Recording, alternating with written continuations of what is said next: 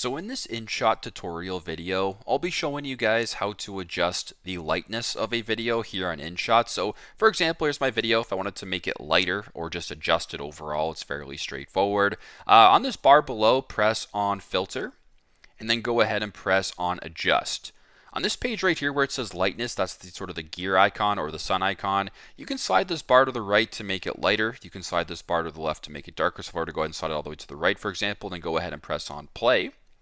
The video is now much lighter than it was before. So super duper simple, very straightforward. That is how to adjust the lighting or the lightness of a video here on InShot. Thanks again for watching, and I hope this video helps.